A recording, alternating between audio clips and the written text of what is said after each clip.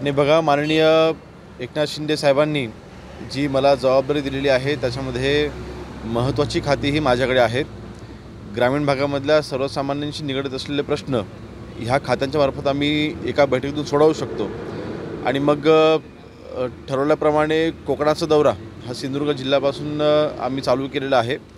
ह्यामध्ये ग्रामविकास असेल, महसूल खातं असेल, अन्न औषध प्रसारण आणि अन्न नागरी पुरवठा या चारही खात्यांचा आढावा मी स्वतः घेणार आहे. अर्थातच ह्या आढावा बैठकींच्या सोबतच माझ्याकडे असलेल्या खात्यांची ताकद, प्रशासनाची ताकद, शासनाची ताकद ही पक्षाच्या पाठीशी उभी करायची देखील आमचा नक्कीच तिथे प्रयत्न असणार आहे.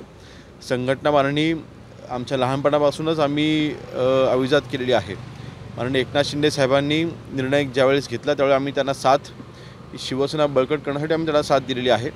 आणि त्यांना देखील अपेक्षित आहे की आमच्याकडनं ते काम हवं आणि ते करायचा आम्ही प्रयत्न करतो आहे.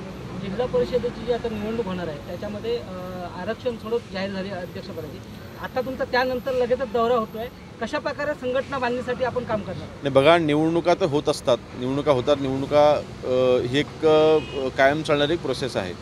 परंतु संघटना बांधणी हा आमच्याकरता जिव्हाळ्याचा विषय आहे. वंदनीय बाळासाहेबांना, शिवसैनिकांना अपेक्षित असलेलं काम तो करायचा आम्ही प्रयत्न करतो आहे. साहेब, आपल्या मित्रपक्षाने भाजपने स्वबळाचा नारा कार्यकर्त्यांनी जिल्हा परिषद असेल स्थानिक स्वराज्य संस्थेमध्ये दिलेला आहे. आपल्या पक्षातून काय? मला वाटतं आमचे वरिष्ठ या बाबतीमध्ये निर्णय घेतील. शेवटी वरिष्ठांचा निर्णय हा सगळ्यांना मान्य करावा लागेल. जर का युतीमध्ये जर का लढायचा जर का निर्णय दिला गेला तर आम्ही युतीत लढू. समजा युती नाही झाली तर आम्ही एकटे लढू.